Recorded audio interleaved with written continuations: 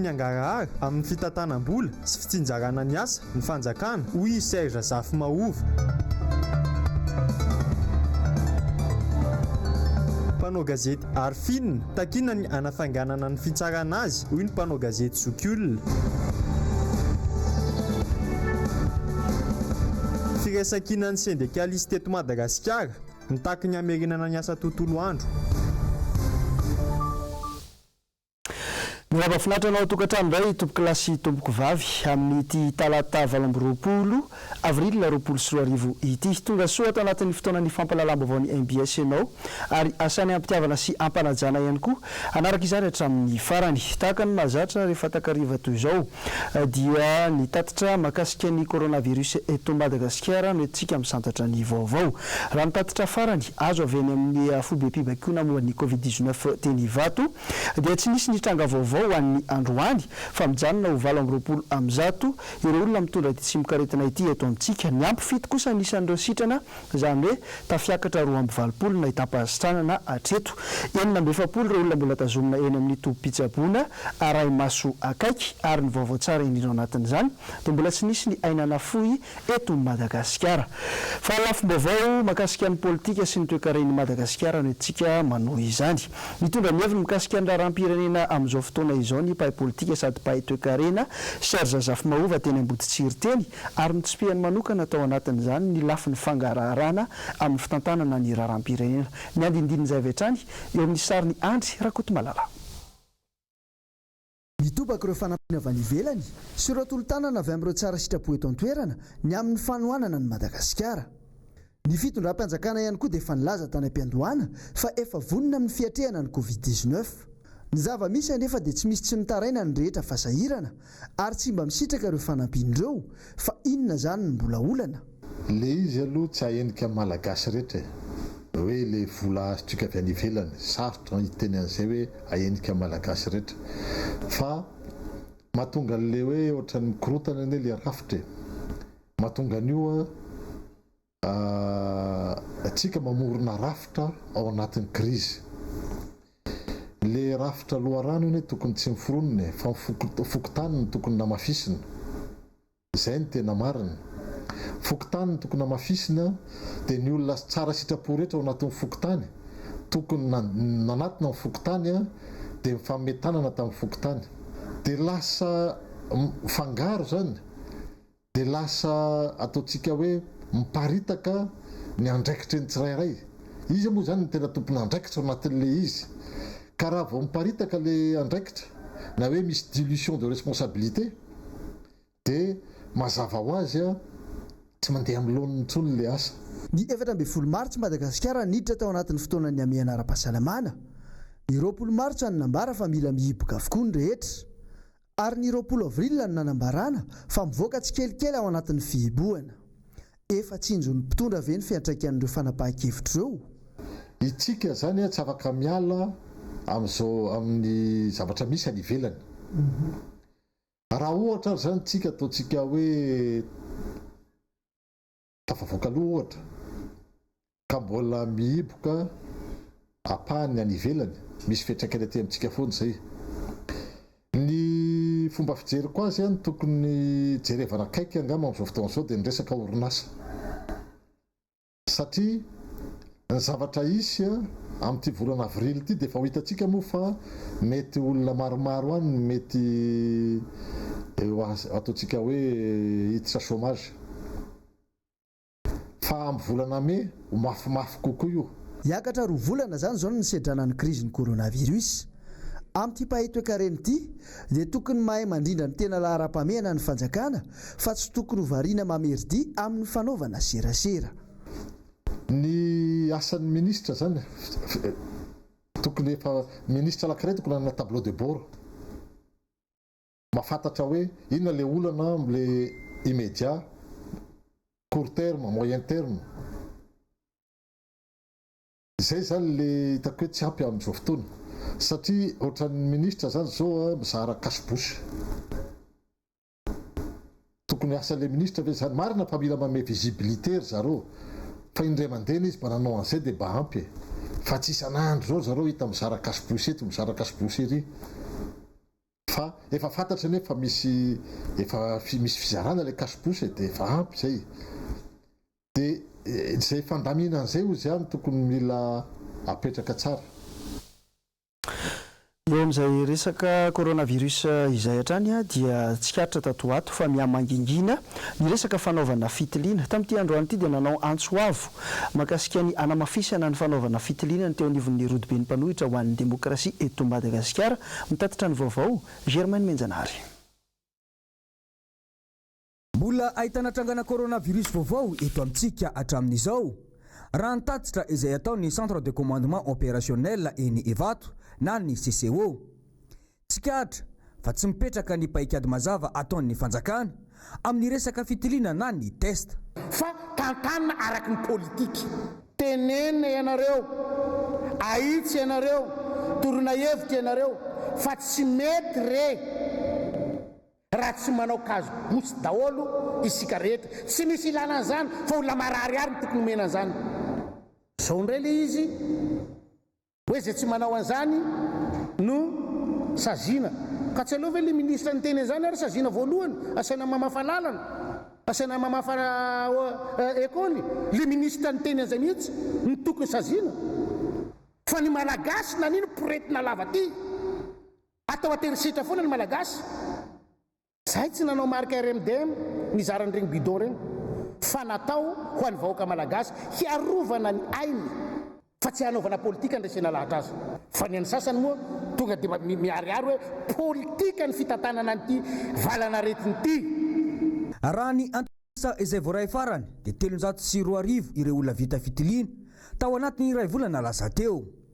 Ahoana ny fanaraha-masony any amin'ny faritra? Ahoana ihany koa ny fanaraha-maso ireo olona izay nifampikasoka tamin'ireo izay ka pozitif hatramin'izay? Raha toa mantsika miisa 420 ny ka pozitif dia 340 fotsiny ihany ve ireo olona mety hifampikasoka taminy? Efa nanamafy ny filomarika Ravalomanana fa ny fitiliana ihany no paikady mahomby hiadina amin'ity aretina ity. Fa manoloana kosa indray ny raharaha fanagadrana mpanao gazety Arfina Raelso izay napiditra vonjamaika, napidirina vonjamaika teny Antanimora dia nanao antsoavo ny anaovana fanadihadiana azy io ny anivon'ny mpanao gazety Zokiolona na ny CJD androany. Mitondra ny vaovao makasika an'izay hatrany Germaine Menjanary. Ny sabotsy faefatra ny volana aprily 2020 nalefa amponjy Arfina Raelso, mpanao gazety no sady directeur de publication ao amin'ny gazety ny Valosoa vaovao. Voalaza fa vesatra anenjehana azy ny famporisiana ny olona tsy tia ny filoham-pirenena. Fahalalana no dradradradraina saingy ny mifanipaka amin'izany no zava-misy rehefa tonga eo amin'ny fitondrana ny mpitondra ankehitriny. Mitaky manakarima ny tenako mba hanaovana fanadihadiana lalina momba ny zavatra io, indrindra fa ny fitsarana azy mba tsy tazona azy ela ny amponja. Satria izy nizaniza mpitondro amin'ny fitondrana dia samy manana ny heviny. Ny zavatra azo lazaina amin'ny fitondrana taloha dia tsy azo lazaina amin'izao, ny zavatra azo lazaina izao tsy azo lazaina taloha. Dia ohatra mitovitovy foana ka io ny tokony ezahan'ny mpanao gazety ny fikambanana mpanao gazety mba hanao hitolona, hanao resaka matotra. Ary indrindra moa ny sika mpanao gazety amin'izao fotoana dia mbola tsy mivoaka tanteraka ilay lalàna amin'ny fenin'ny fanaovana gazety dia tokony ezahana aingana koa ny amoahana ny lalàna io mba ho maro-potsy ka mba hakana ny hevitry ny lafikely rehetra eo amin'ny sehatry ny mpanao gazety, indrindra fa mpanao gazety Zokiolona. Hatreto dia tsy mbola misy vaovao mahakasika ny fitsarana na ny fangatahana famoahana vonjamaika azy. Tsara ny manamarika fa efa namoaka fanambarana momba ity raharaha ity ny teo anivon'ny OGM sy ny fikambanana ny vehivavy mpanao gazety saingy be marenina tanteraka ny fanjakana. Hoeny Tanjombato antsika amin'ity vaovao manaraka ity, matetika tokoa ny amin'ny commune iny no andraisana fitarainana ary ny resaka kolikoly sy ny fizarana amin'ny tanila amin'ireo fanampiana omen'ny fanjakana no nanaovan'izy ireo fitarainana tamin'ity androany ity. Ndeha hoarantsika ny andindinin'izay eo amin'ny rindran-tsary ny Andry Rakotomalala. Velo taraina tanteraka ny vahoaka eny Tanjombato, manjaka ny kiatrano an-trano, tsy tonga any amin'izy ireo mivantana ny fanampiana avy amin'ny fanjakana. Ankoatr'izay dia hiara-ny fandrahonana trano ireo rehetra mitaka ny zony. Tsy hafa nefa fa piasa eo amin'ny komuna ihany ny voatonontonona amin'izany. Ny Ny zavatra tena mampanailona ny vahoaka ny Tanjombato zany sady fanontaniana tiana eo apetraka hoe moa ve ny président tompoko nametraka hoe zay nifidy ny RD na ny député na ny maire reo ihany ny afaka omena fanampiana ho an'izy zany fanampiana natao ho an'izy faharoa manarakarak'izay raha mba mitaraina le vahoaka mpiasa ny commune misy mpiasa ny commune sady mirivotra vozin'akanjo no miteny ratsy andeha makany amin'ny polisy rehefa tsy faly fomba famaly ve zany tompo lasa mampanaelo le vahoaka izy hoe natao an'izy zany fanampiana io ho an'ny olona zay nanohana ihany ve sa ho an'ny saramba be vahoaka le izy zay zany mba ilana ivaliny zay zavatra mampalahelo anay eto Tanjombato impiro entina amin'ny camion tao ny vary eto famezana fa tsy mbola nahity zay hoe iny tena nisy mivaingana dia ohatrany hoe sady le loharano hoe volontaire nefa nisy olona mitaraina tatsy aminay fa monsieur le maire ozy miteny no mifidy an'le izy fa tsy mahazo manao volontaire dia lasa kisanantrano le izy zany hatreto dia zay mba niangavianay amin'ny fitondrana mahefa hoe aiza ho aiza ny vahoaka majinika fanondra olo reo ny olona leo tamin'ity commune Tandrombato ty dia izao retiko police communale reto zany aloha voalohany manao zay tiana atao raha misy ny zavatra zarainy misy mivary zarainy eto raha ohatra hoe raikinao fenona tsara ny zinky fa safondreo le zinky mbola tsy feno dia safony ararana le vary hovidina le vidiny vary mora io nefa te zana ny zavatra hoentiny eto fa re zana ny tiandreo le commune communale eto reto misy olo zatsy ndriny le refony isaky ny satria ny teny indray mpandeha teo ary vonona izy raha ohatsika eo dia say midoro eo fa sinory eo tsy mila andreo zay ary reo zany no retongany amin'ny raha velona mba tsy mila andreo zay zareo amin'ny ara-dalàna mandana amin'ny fahamarinana dimy amby fitopolo taona zao mijoro zao anarana alay numéro ny visina kara-panondro alaina daoly nefa raha miteny zay ampitaorina mandana makany amin'ny polisy 17 taona Bébé Marie hatramin'izao mbola tsy nahazo na dia ndraika pokara nefa soratana fotsiny ny anarako izy ianao tava misy eto Tanjombato zany ny vary tsy zaraindry zareo fa atobondry zareo fotsiny amplisin'izay ny police communale ny Tanjombato mitondra vary foana isakariva dia tsy hainay hoe ahoana zay noana zay zao tsy manana le 30 000 hivitanana le vary nefa le vary tsy zaraina fotsiny fa vola vidi atao anatin'izay vanim-potoana ny fihiboana izay dia vahoaka maro no nitondra faisana amin'ny tsy fisiana asa anisan'ny lasibatra atao anatin'izany ireo mpamily taxi brosy amin'ny zotra nasionaly sy regionaly nory fitiavana sy tahiriny aina no tena amin'ny fahasankarana teny nanao fanadiadiana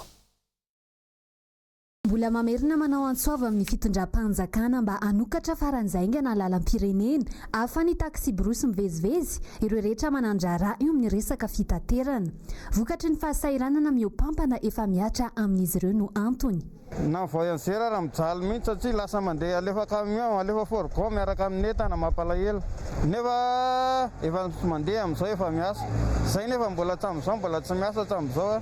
fa mivenjivenjy ety amin'ny fahasankarana fotsiny ny ataonay zao dia mijorojoro ety fotsiny menoeno an'le hoe sokava le stationnement zay nefa zay le guichet eto amin'ny fahasankarana tsy mikaraha misam-bolana zay zao vena no zato mandeha tongotra lava eto nefa mody lava koa tsisy ninona atao ety miangavy zay mba ho sokafana amin'ny alasina izao ny vararotera zany raha mba mety ny ataonay eto mamatotra letana nefa ny entanao fatoranay tsisy zay sakanana tsy andeha le taxi brosy dina ary ny entana fatoranay tsisy zay mamelomba dia manjanak'izay dia mandeha nefa le tôbila mba fatoranay entana dia sakanana ny an-dalana any indraindray maro zara raha mahita vary raika apaka sy roka apaka oentina mody moa rehefa tsy mahita dia mody amin'izao any an-trano mamana rano salamnalahelo zay tsy malahelo ny namanay fa salamalahelo ihany zay salanay mitondra mitongilana le izy niakatra avy roa ny sara ny fandevasana entana any amin'ny faritra roalina ariary ohatra ny gony iray lasa efatralina ariary vokany mahatsiaro sairana ihany koa ireo mpaka entana amin'izao tsena tsy mandeha nefa fireanetana miakatra mandeha iosy dia betroka reto zany ny reto entana reto resaka PPN daholo ny akabeazany reto zany nefa ny ainareo PPN zavatra 500 sy ny ariary zato na alaina amin'le izy nefa fireanetana miakatra be mihitsy amin'le tsy mandeha taxi brosy dia mba zareo koa tsisy voyagera hoentina fa tsy mainty reentana ihany zany no entina dia izay mampiakatra ny lefa mahatsiaro zanakialafa ireo mpiasa eo anivon'ny zotra nasionaly sy rezionaly tsy mba nisy mpijery kanefa isan'ireo sahirana ara-pivelomana ao anatin'izao fihiboana izao mahagaga fa samy nazo ny anjara fanampina ny mpamily fiarakaretsaka ny mpamily taxi be kanefa ireo mpiasa eo anivon'ny zotra nasionaly sy rezionaly tsy mba nahazo na varaika-pokaza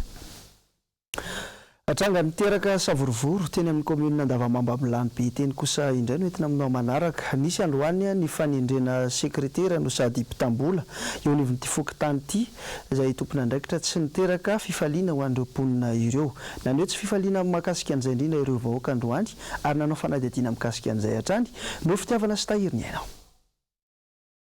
tsy mankasitraka ny sekretera ny sady mpitambola vaovao no tendreny teo anivon'ny commune Antananarivo renivohitra ny vahoaka ao amin'ny fokontany Andavamamba Ambilany be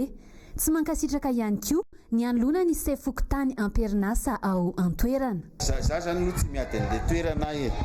fa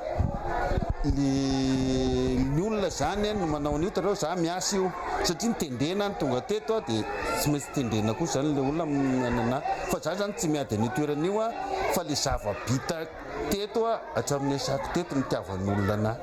le olona tendrendry zareo mihitsy no manana olana eto anivon'ny fokontany dia izay zany anisan'io tena mahatonga ny tsy faneken'ny vahoaka io zany fa ny olona zay mbola miasa eo sy aperinasa eo zany hoe ny sekretera azy aperinasa eo dia mbola fanirian'ny olona dia mbola anohy ny asa anatanteraka ny asa hatramin'ny farany hatramin'izao fantsekeny sekretera ny sady mpitambola vaovao landy avy amin'ny safidim-bahoaka no angatan'izy ireo rehefa tena tsy eto zareo ka amorfe ametaka an'io zay any dia ambrao anay dia zay fa tena fa miala amin'ny président pokotaninay na miala io mpiasa meserene io dia zay misy ny fidy an'le olona apetaka eto fa tsy tay apetaka eto dia ametaka eto raha iny miala tsy zavatra milamy mety fa raha mbola mipetrahany teo mbola lamina daholo fiarahamona miady vatony io la manao inona an'io la milamina io raha misety izy teo ary mpiainam-bahoaka zao dia mpiainana sahirana ary sady mikorotana noho izany pokotany tsy tokony korotanina mihitsy zany ao anatin'le problème efa iainan'ny vahoaka fa ny vahoaka koa raha mbola mitoy za hitratra pokotany satria maman'io vehivavy le eo apetsaka eo io dia efa niasa tato fokotany na andritsan'ny fotoana ela ary tena nohaniny misy tena mihinam-bolam-bahoaka manambanimbany olona koa tsy mety zay zalazaina hoe tsy nianatra ho hitany tsara hoe tsy mampianatra zahay tany tsy milamy aloha tsy tokony kotaniny raha resaka fanoloana olona amin'izao dia raha malala tsy mety aloha misy ny tsindro mahazo ny eo anivon'ny fokontany ny aminy tsy maintsy anekeny vahoaka ny olona voatendry tsy mankasitraka hatramin'ny farany izana nefa ny mponina ka mbola hitoy hatrany fitokonana mandra-pivahan'ny olana mireo amin'izay faneho-kevitra izay dia nisy ny valandresaka ao any mpanao gazety androany nataon'ny vovona ny syndika eto Madagasikara tetsy be fialan-tanana tetsy ny antony izany dia nanaitra ny mpitondra izy ireo manoloana ny zava-misy iainan'ireo mpiasa amin'ny fisiany ty tsy mikaretina coronavirus sy ny fiparitahan' izany eto Madagasikara Lorette Berton sy Mathieu Princy miaina ao anaty fahasahiranana tanteraka ny mpiasa eo amin'ny sehatra rehetra eto Madagasikara ary tsy misy fijerena mihitsy ny momba azy ireo hoy ireo mpitarika syndikalista androany manao antsoava amin'ny fitondran'izy ireo araka izany indrindra fa manoloana izao fihiboana mampikatso ny fitadiavana izao voalohany aloha takianay ny fiverenan'ny mpiasa miasa tontolo ny andro satria efa marary amin'ny mpiasa zany ny famelomana ny vady aman-janany amin'izao fotoana izao faharoa manaraka an'izay takinay anefany ny tena hoe fandraisana fepetra entitra amin'ny fiarovana ireny mpiasa ireny na ny mpiasa teny io na ny mpiasa tsy miankina io na ny mpiasa mpanjakana io amin'ny fanomezana azy ny fitaovana rehetrarehetra izay ilainy zany takinay amin'ny fanapahan-kevitra rehetrarehetra izay raisina fa izay ny lesoka lehibe nandritra ny fitantanana nyity valana retina ity zany lay tsy tena fandraisany ny solotena ny mpiasa anjara zany eo amin'ny fanapahan-kevitra ary indrindrindra eo amin'ny fanatanterahana ihany koa atao ankilabao ny sehatry ny fahasalamana tato anatin'ny fotoana ela hoy hatrany ity sendika ity. Ireo mpiasan'ny fahasalamana nefa no tena voakasika voalohany indrindra amin'ny amehana ara-pahasalamana eto Madagasikara. Takinay ny famerenana hasina ny mpiasan'ny fahasalamana izay ohatran'ny latsa-danja ihany raha oharina amin'ireo ministera sasany izay ohatran'ny hoe misehatra be amin'izao fotoana izao satria ireny mpiasan'ny fahasalamana ireny izay efa tratra ny valanaretana coronavirus ny mpiasa sasany ireny ny tena tompony io ary teknisianina mahafantatra ny mahakasika ny valanaretana fativoandroany isan'izany valanaretana izany teto Madagasikara efa hatramin'izay dikan'izay aleo mba ireo teknisianina ny fahasalamana ireo no tena hoe omena hasina eo anatin'ity le fitaovana na amin'ny resaka fitantanana ny fanampiana rehetrarehetra na amin'ny zavatra rehetrarehetra izay atao zany. Nanatanteraka fivoriana androany ny mpitarika ny sendika rehetra eto Madagasikara izay ao anatin'ny firaisan-kina ny sendika manerana ny nosy. Misy olana ireo mpampianatra Frama manerana ny nosy amin'izao fotoana izao. Nahitany maizina izy ireo ary indroa ny aina tao anatin'izany indrindra tao anatin'ny vanim-potoana ny fiboana. Nanao fanamarina mikasika an'izay indrindra ny teo olivany filohan'ny Saint-Pama eto Madagasikara. Nanao ny fanadihadiana Lorette Perton, Mathieu Prince hatrany. Tsy mbola nisy resaka hatramin'izao ny momba ny fandraisana an-tanana ny mpampianatra karamain'ny iray aman-drenin'ny mpianatra eto Madagasikara na ny FRAM hoy ny filohan'ny Saint-Pama. Manampitrotraka ny fahasairanan'izy ireo ny fiaton'ny fampianarana tao anatin'ny iray volana vokatry ny fihiboana. Tsy hita zany izay tena marina hatreto hoe eo izy ireo le subventionné moa zany dia efa hoe izay izy fa mbola maro koa ireo mpampianatra FRAM izay tsy subventionné dia ahoana mikasika an'ireo dia tsy hita. Ho an'ny Saint-Pama manokana aloha dia mbola samy sahirana amin'ity resaka coronavirus ity dia ny Saint-Pama manokana sy ny ministera dia mbola tsy tafaresaka mivantana izany hatreto satria zahay ato anatin'ny Saint-Pama dia ny efa tsy ny mpampianatra amin'ny fanjakana irery intsony fa eo koa ireo mpampianatra amin'ny sekoly miatena dia efa ato anatin'ny Saint-Pama ka ahoana no mikasika an'ireo mpampianatra ireo zany ny aty amin'ny sekoly tsy miankina zany.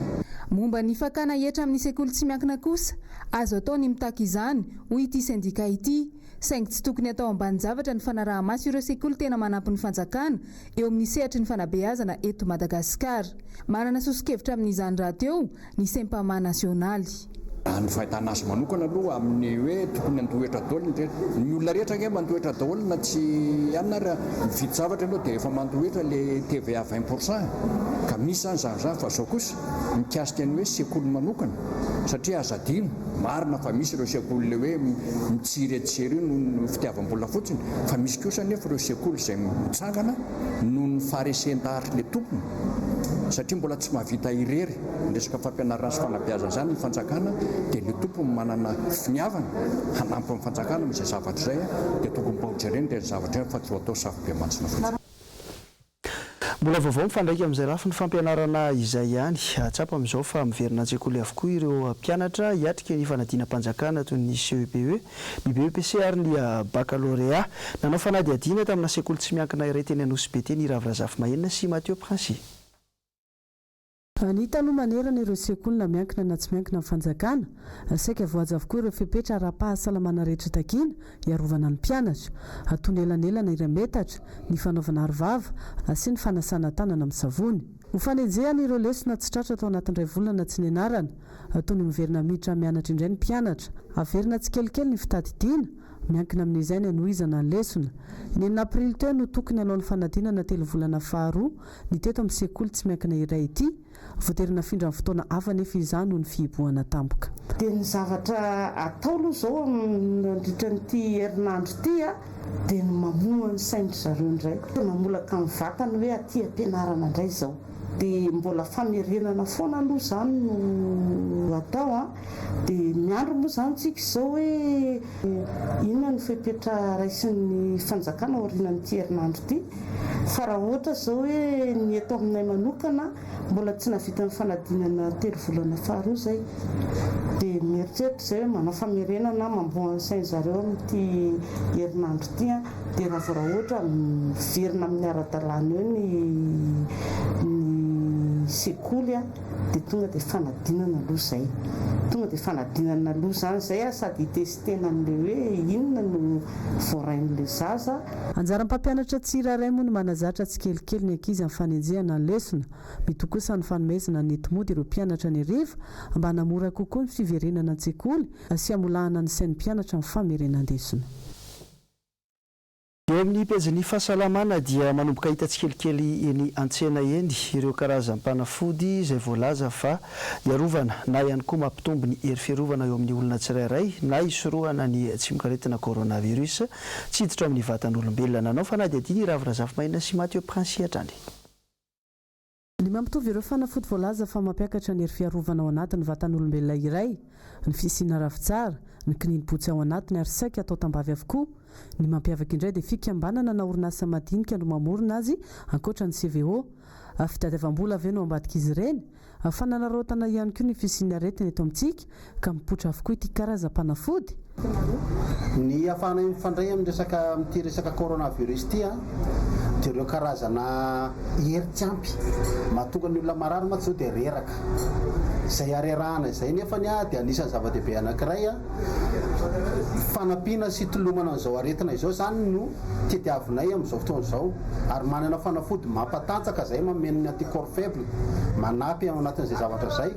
Fa ny mahasamy hafa azy fotsiny samy manana ny fikarohany manokana zany izay. Ao anatin'ny fikarohana aloha dia izany efa nianatra manokana ny amin'izay, ary azo lazaina hoe efa ela ho any no nanaovana ity eo amin'ny 2.5 taona teo eo, vo azo lazaina hoe vo 2.5 taona zany raha ampitanan'ny sasa rehefa mandefa aman-taona efa ela be. Dia ny fanandramana zany efa imbe dia be no manao ny fanandramana izay. Matahotra ny anjifa ny tambavy sy ireo karazana voka-pikarohana ny ankamaroan'ny malagasy. Betsaka no manaja ny fihiboana mba tsy hovoan'ny aretina. Misy kosa ireo manao ny arivava ary manaraka ireo fepetra rehetra raha tsy maintsy mivoaka ny trano. Ao anatin'ity sary tsy akiteniteny ity dia ampahafantarina aminao indray hoe inona ny tranga fanasasiana ho an'ireo izay olona mbola tratra tsy nanao arivava na ilay atao hoe cache-bouche androany.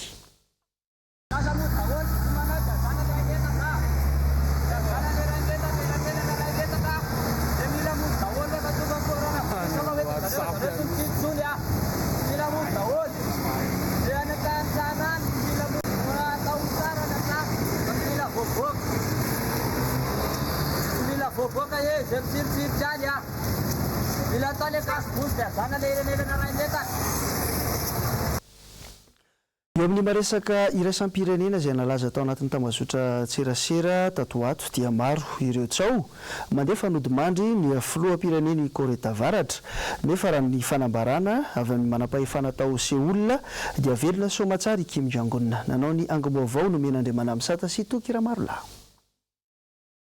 Betsaka loatra ireo sision-dresaka sy tsao andro maromaro izay fanodimandry ny filoham-pirenena Korea Avaratra Kim Jong-un. Misy ihany koa ireo milaza fa ao anatin'ny tsy fahasalamana tanteraka satria tamin'ny 15 aprily teo no fankalazana ny fahatsiarovana ny andro nahaterahany raibeny Kim Il Sung, filoham-pirenena voalohany tany Korea Avaratra izay tsy natrehany. Nisy kosa ireo nilaza fa tao anatin'ity train ity i Kim Jong-un. Raha ny fantatra moa dia tsy nipoitra ampahi-biomaso intsony ity filoham-pirenena Avaratra ity nanomboka tamin'ny fihaonan'ny borao politika antokotokana eo amin'ny fitondrana tamin'ny 12 aprily lasa teo. Nisy ny fanambarana izay nataony manam-pahefana ny Korea Atsimo omaly tany Seoul fa mbola tsisy porofo mazava mahakasika ny tsy fahasalamany. 김정은 위원장의 건강 이상설과 관련해서 확인해드릴 내용은 없고 다만 이제 NSC 상임위원회에서도 밝혔듯이 현재 북한 내부에 특이 동향이 없음을 확인하였다라는 그 입장이 지금도 유효하다라는 말씀드리겠습니다. Any ivelany hatrany dia fantatra zao fanamono olona mahery ny 1,5 alina tao États-Unis ny Covid-19 araka ny atotanisany voaka farany ary maro amin'ireo faritra ao Amerika ao no efa manalefaka tanteraka ny fihiboana raha misy kosa nefa ny mbola manamafy izany noho ny abetsahany olona maty any antoerana no menandriamana misata sy tokora maro lahatra any. So we want to unpause. May 15th is when the raha nanome fahefana feno ho an'ireo governoura isamparitra ny filoham-pirenena Amerikanina Donald Trump dia naka fanapahan-kevitra ny governoura sasantsasany any an-toerana fa hiala tsikelikely amin'ny fihiboana toy ny ao Georgia. Izany ho izy no raisiny mba hanarenana tsikelikely ny toe-karena izay tena tsy totongana tanteraka vokatry ny fihiboana. Etsy ankilany kosa mbola namafy hatrany fihiboana ny ao New York satria raha ny fantatra dia ao amin'ny tanàna io ny betsaka indrindra ny maty raha oharina amin'ny tanàna hafa. Nanambara ihany koa ny governoura ao Floride Ron DeSantis fa manaiky ny fanapahan-kevitra ny ala tsikelikely amin'ny fihiboana raha atao anatin'ny 7 andro izay dia niena ny isan'ireo tranga vaovao mitondra ny tsy mikaretina. Saingy ny laza fa mety tsy hitovy ny toetra raha any amin'ireo faritra be ponina indrindra toa ny any Miami. Nisaotra ny ezaka izay vita ny filoham-pirenena Amerikanina Donald Trump tamin'izany raha ny nambarany fa efa maro ireo fitaovam-pitiliana izay efa eo am-pelantanana raha hanomboka tsikelikely hiala ao anatin'ny fihiboana ireo faritra sasatsasany ireo. Dia ny vaovao mahakasika ny coronavirus tany États-Unis ihany koa tompoko lasy tompoko vavy no nentinay nanakatona tanteraka ny fampahalalam-baovao tamin'izao alina izao ankasitrahana feno ianao tany tokantrano niaraka tamin'ny MBS mankasitraka ny teknisianina sy ny mpanao gazety mifarimbona hatrany mametraka mandrapitafa ao manaraka indray. Veloma tompoko.